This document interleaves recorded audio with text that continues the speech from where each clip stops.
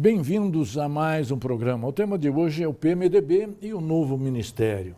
O PMDB tem sido fiel da balança no processo de transição democrática no Brasil e tem servido de base de sustentação política dos governos federais desde 1985. Atualmente, o partido participa do segundo mandato da presidente Dilma. No primeiro, o PMDB foi um parceiro menor nesta aliança. Continuou assim nos primeiros 9 meses do segundo mandato. Agora, com a reforma ministerial, o PMDB ganhou maior espaço político no governo. Qual o significado desta reforma? Qual o seu impacto sobre a crise econômica e a crise política? O governo Dilma ganhou mais consistência, efetividade com o novo ministério? Esses serão os temas que nós trataremos nesse programa. E o nosso convidado é o professor Itamar de Oliveira, que também é escritor, professor da UFMG. Bem-vindo, professor, é um grande prazer tê-lo aqui. Ô Domingos, é uma enorme alegria poder participar do programa e poder dialogar com os nossos companheiros, com os nossos colegas e com a comunidade, com a sociedade de Belo Horizonte. Perfeito. Que avaliação se pode fazer da última reforma ministerial, professor? Olha, essa é uma pergunta difícil de se responder, né? E eu vou tentar conversar com você com base na vivência que a gente tem de tentar acompanhar essa história do PMDB, que é uma bela história de transição, de busca da democracia, mas como grande partido que ele é um partido muito complexo. Então, eu poderia assim, iniciar essa conversa dizendo que eu acho que essa reforma do Ministério, ela veio num momento oportuno. Acho que o PMDB precisava realmente se colocar, mas evidentemente que nessa conversa nós vamos poder discutir alguns aspectos sobre como se deu essa chegada do PMDB ao Ministério e o que nós vamos ter no futuro médio aí com relação aos desdobramentos que nós vivemos, não só uma crise política, nós vivemos também uma crise econômica. Perfeito. A presidente Dilma sai fortalecida dessa reforma, professor? Sai. Não só a presidente Dilma sai fortalecida, mas as instituições democráticas saem fortalecidas. Por quê? Porque o que está começando a existir no segundo governo da presidente Dilma é aquilo que se deve fazer sempre na política, a busca do diálogo. Então, o diálogo, às vezes, você não faz com quem você quer fazer. Esse é um dos constrangimentos da política. A política não é o nosso desejo, a política não é a nossa vontade, a política não é o nosso sonho. A política é o nosso sonho, mas é também a correlação de forças. E nós sabemos que hoje, né, na sociedade brasileira, existem muitas forças lutando contraditórias na política, e acho que o PMDB, como um partido grande, ele inclusive revela um pouco isso, né? Esse partido jardineiro, esse ônibus grande que é o PMDB. Dentro do PMDB nós temos grupos, né, que convivem, que lutam internamente, mas que eu acho que o PMDB pode efetivamente ser, como tem sido ao longo da história republicana, especialmente após a Constituição de 88, o partido da governabilidade. Agora, evidentemente que a gente tem que discutir o que é governabilidade. Pois é, o país ganhou governabilidade, maior governabilidade com essa reforma? Sim, professor? sim. Mas a governabilidade, eu acho que hoje, as palavras, Domingos, você sabe muito bem na política, as palavras... Mas dizem que sentido você pensa? Pois é, mas porque hoje na política brasileira, nós estamos saindo de alguns vícios. Nós hoje temos, inclusive, o vício do gerúndio na política, né? Que é uma coisa da linguagem da política. Então, a gente está muito cuidando do presente, tem pouca gente pensando no futuro. Pois é. Temos mais governabilidade ou não, professor? Temos mais governabilidade. Por quê? Porque nós, na verdade, temos um partido que é grande, eu acho que o PMDB não é só porque ele é grande, não. É porque realmente o PMDB ele tem uma força muito grande nos municípios, ele tem uma força razoável nos estados, mas ele tem, sobretudo, algumas pessoas, algumas lideranças que, embora elas não se entendam sempre, elas não falem a mesma linguagem, essas lideranças do PMDB nacional, elas sabem que o Brasil precisa do PMDB. E acho que nesse momento a governabilidade é um fator que pesa e que eu acho que os PMDBistas, mesmo aqueles que têm diferenças com a presidente, mesmo aqueles que não são favoráveis, que poderiam estar no outro caminho, eu acho que eles têm a obrigação, e acho que isso já existe alguma discussão no partido, que se até hoje o PMDB pôde dar sustentação a todos os governos, por que não, neste momento, garantir à presidente Dilma, que está saindo de um processo difícil, doloroso. Nós tivemos uma eleição muito polarizada, né? E o país saiu realmente muito dividido. Então o PMDB tem realmente que pensar nisso. Com a reforma, houve um reequilíbrio entre os partidos que dão sustentação à presidente Dilma? Houve pelo seguinte, o PMDB, no primeiro governo no primeiro governo do presidente Lula, o PMDB poderia ter tido uma presença maior, mas naquela época ele teve apenas 2 ministérios e as pessoas, o PMDB é tido como um partido que está sempre em busca de espaço. Mas como que você faz política sem ter espaço político? Então, no primeiro governo do presidente Lula, o PMDB entrou teve apenas dois ministérios. No segundo governo do presidente Lula, ele conquistou mais espaço. Sim, mas ao mesmo tempo, no primeiro governo, nós tivemos o mensalão. Sim. E o mensalão provocou, tanto no PMDB como em todos os partidos, algumas reações que muitas pessoas que militam na política, que estavam nos partidos, acreditavam que seria um momento de se passar o país a limpo. E não aconteceu isso. Perfeito. Não. No segundo bloco, nós vamos trabalhar qual o impacto da reforma ministerial na condução da crise econômica e da crise política. Um instante só, voltaremos já. Interconexão Brasil. Oferecimento Sindicato dos Professores da UFMG. Interconexão Brasil. Oferecimento Sindicato dos Professores da UFMG. Bem-vindos de volta. O tema nosso é o PMDB e o novo ministério. Nós, no primeiro bloco, situamos o novo ministério e dentro do ministério, o PMDB, que passa de 6 ministérios para 7 ministérios. Falamos também do equilíbrio dos outros partidos, que compõem exatamente a base de sustentação da presidente Dilma.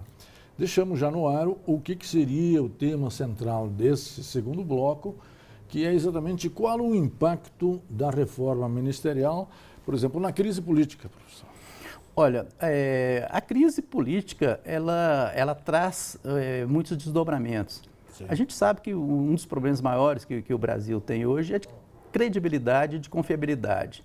Então, é impossível você tentar uma solução para os problemas econômicos se você não resolver, ou pelo menos não tentar resolver, ou passar para a sociedade a ideia, né, o propósito de efetivamente dialogar. Essa foi a questão central que eu levantei no primeiro bloco com você. Eu acho que nós passamos a viver agora um momento novo, um momento onde vai se buscar o diálogo. O diálogo não significa que a gente vai estar de acordo em nada, as divergências, as diferenças, os embates, as lutas, tudo pode continuar e provavelmente vai continuar.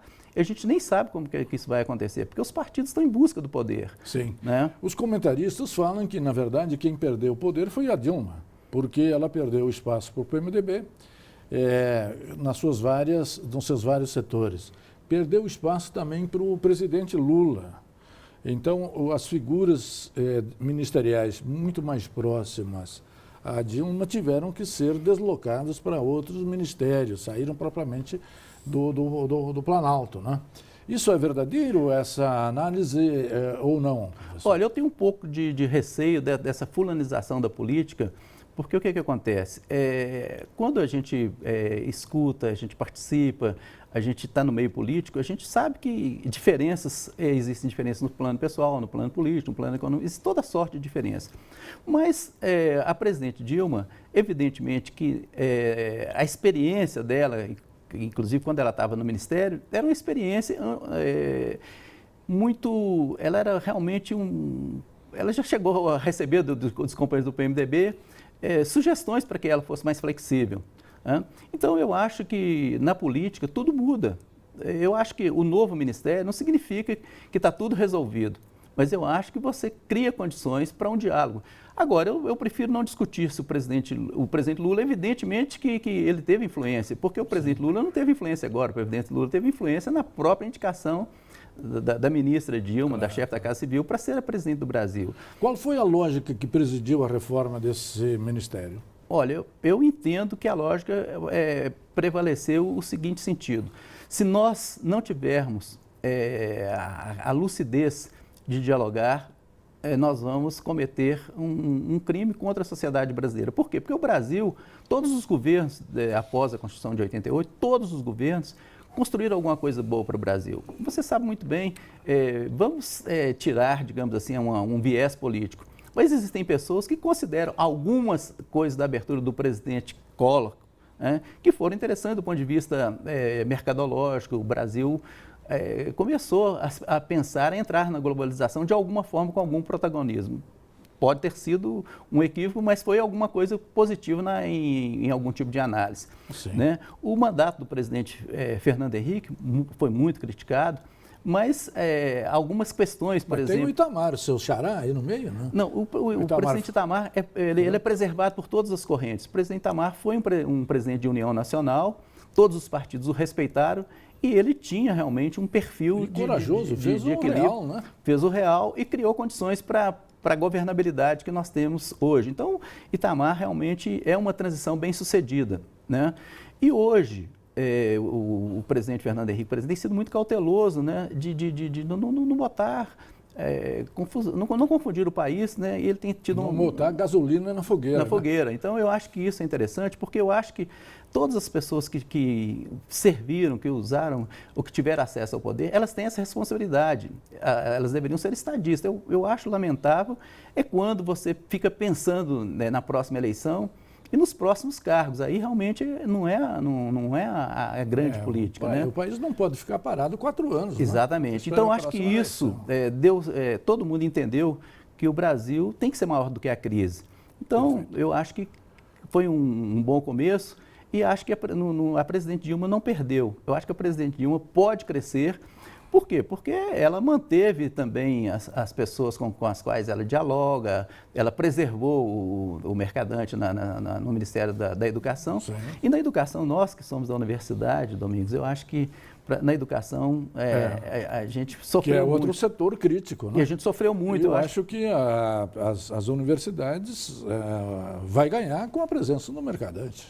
E nós sofremos muito. Eu acho que, por exemplo, uma das primeiras coisas que mais me entristeceram do que está acontecendo no Brasil foi esse congelamento do Ciência Sem Fronteira. O Ciência Sem Fronteira é um programa democrático, um programa transformador da sociedade brasileira, poderia colocar o Brasil daqui a 20, 30, 40, 50 anos, como a Índia, né, com os esforços de países que acreditaram, né, nessa possibilidade de formar, né, cientistas, de formar pesquisadores, né, de preparar uma nova geração para o futuro. Então, eu fico preocupado com Ciência Sem Fronteira. E fico também, Domingos, preocupado com essa questão de pátria educadora, porque a pátria educadora não é uma questão de um partido. A pátria educadora tem que ser uma bandeira do Estado brasileiro. Da sociedade. Né? Então, eu acho que nesse sentido, talvez a gente tenha essas dificuldades e esse momento da transição possa nos dar condições de abrir um diálogo maior. Então, eu acho que quem teve poder ou quem está no poder tem a obrigação de dialogar. Eu acho que essa é realmente a grande lição da mudança do Ministério que está aí. E se nós formos colocar a questão do PMDB, o PMDB ganhou. O PMDB passa a ter mais ministérios com mais força econômica. Tá? O PT perdeu, aparentemente perdeu, mas eu acho que isso é democrático, isso Qual tem sido a reação do PT se ele se sente ou se ele se sente perdedor? Olha, eu acho que assim, a inteligência do PT, especialmente a Fundação Perseu Abramo, entende perfeitamente que precisava realmente haver uma mudança com relação de forças. Eu andei participando de algumas reuniões com o pessoal da Perseu Abramo, com o Rui Falcão, o presidente do PT. Acho que hoje no PT há um sentimento de que realmente é melhor você realmente usar a estratégia de buscar parcerias, porque houve uma época em que o PT não era um partido muito aberto para parcerias, não era um partido muito aberto para negociação, E havia aquela questão, por exemplo, você pegar um ministério de porteiras fechadas, né? E um governo, não pode ter nenhum governo pode ser de porteiras fechadas. Perfeito. No terceiro bloco, nós vamos trabalhar em que medida a reforma do Ministério vai viabilizar o ajuste econômico e também vai viabilizar a implementação de um projeto de desenvolvimento econômico que venha exatamente dar suporte ao ajuste que está tramitando no Congresso Nacional. Um instante só e voltaremos já. Interconexão Brasil. Oferecimento Sindicato dos Professores da UFMG. Interconexão Brasil. Oferecimento Sindicato dos Professores da UFMG.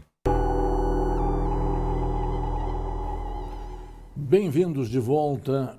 Nosso tema é PMDB e o novo ministério. No primeiro bloco nós situamos o novo ministério, no segundo nós trabalhamos o impacto do novo ministério na condução da política e da economia. Já deixamos no ar também qual será um dos temas desse terceiro bloco, em que medida, digamos, a reforma do ministério viabiliza o ajuste econômico que está transitando com muito devagar no Congresso Nacional. Qual a sua avaliação? Olha, Domingos, um ajuste econômico é sempre um sofrimento. Ninguém faz ajuste por desejo próprio. Tá? E nós sabemos que existem algumas palavras que são de difíceis assimilação nesse momento que nós vivemos. Então, imposto hoje é uma palavra proibida. Mas eu acho que o Brasil passa a viver, a partir de agora, um tempo novo. Porque o que está acontecendo? Está havendo um debate maior. Por exemplo, os economistas estão entendendo, houve um momento que os economistas ditavam as regras em quase tudo. Os economistas estão entendendo que a economia é fundamental, mas existe alguma coisa que se chama política econômica. Então, se tem política econômica, eu acho que lá na antiga UDN, o professor Oscar Correia, na Faculdade de Direito aqui em Minas Gerais, ensinava economia política. A economia política saiu das universidades, saiu da cena, saiu da pauta, saiu do ajuda. Então, eu acho que o Brasil tem que pensar efetivamente em política econômica. E a política econômica não pode ser construída nem só pelos políticos, e nem só pelos economistas, e nem só pelos grupos de pressão que hoje comandam o país, o sistema bancário, os lobbies, né? Hoje nós temos bancadas financiadas. A questão do financiamento de campanha é um problema terrível na política brasileira. Mas eu acho que o ajuste virá, mas virá com muita discussão, e eu acho que está começando a aparecer interlocutores que estavam fora do processo de discussão. Então, veja você, o PT, a própria Fundação Perseu Abramo... crítica. Os PMDBs também são críticos. São críticos. Né? Então, existe muito espaço para se criticar o que está sendo feito, mas eu acho que o mais importante daqui para frente é, enfim, o que nós podemos fazer. Então, por exemplo, o pessoal tem dito que aqui em Minas tem sempre alguma receita. E a receita de Minas, por exemplo, um dos grandes políticos de Minas Gerais, que foi Juscelino conseguiu resolver problemas sérios com a FMI na época. O Juscelino conseguiu cumprir um plano de metas e com um Congresso no qual ele tinha apenas 1/3 dos congressistas. Juscelino tinha 1/3 do Congresso, né? Mas o que é a mineiridade, a mineirice, né? a capacidade de buscar a mediação, de buscarem parceria na sociedade? Juscelino conseguiu fazer um programa e teve a sociedade do lado dele para fazer um programa. Mas lá você tinha um presidente com o Congresso, um apoio congressual minoritário. Hoje você tem um apoio congressual majoritário, mas vivemos o isolamento da presidência. Pois é, Domingos, mas você veja, o isolamento da presidente é ocasional, circunstancial e pode mudar. Não estou dizendo que mude, que vai mudar, mas que pode mudar. O que o Brasil precisa hoje, eu acho que precisa de reflexão, inclusive nos partidos políticos, na universidade, na sociedade, é de que nós não temos um projeto para o Brasil. E isso, se você fala no plano nacional, vale para o plano regional, vale para o plano estadual. Então, você não tem projetos, a sociedade não sabe para quê.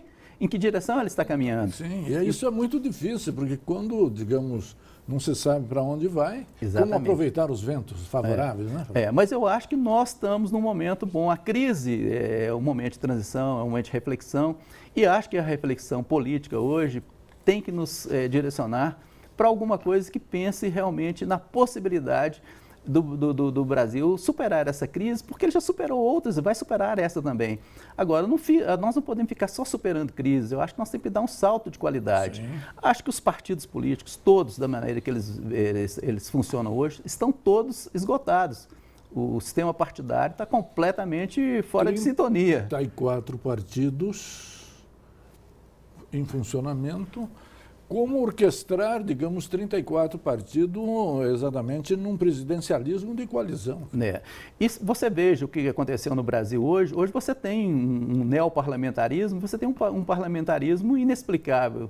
Na presidência da República, a presidente vai ter que enfrentar esse neoparlamentarismo, fazendo com que esse grupo parlamentar que está ao lado dela possa produzir alguma coisa politicamente correta e eficaz para superar a crise política e econômica. Perfeito. No dia 15 de novembro, nós vamos ter a convenção do PMDB.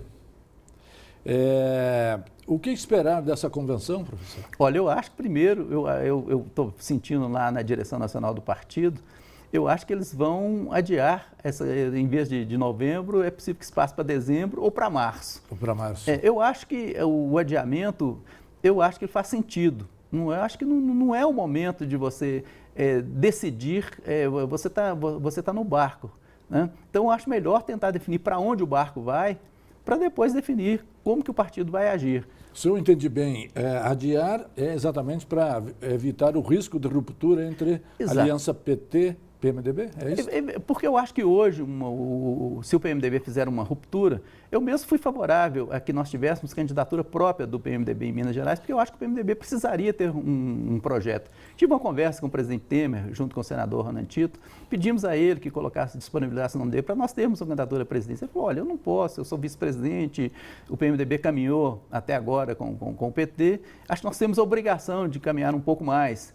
Então, eu acho que nós temos a obrigação de caminhar um pouco mais e acho que o PT vai entender, a sociedade vai entender, que embora o PMDB seja apresentado como um partido que está em busca de cargos, está em busca de ministérios, mas que o PMDB pode sim dar uma contribuição para o Brasil e acho que novas gerações de brasileiros podem ajudar a superar essas dificuldades que não são só partidárias. Se a ruptura vier, o risco do impeachment se torna mais sério?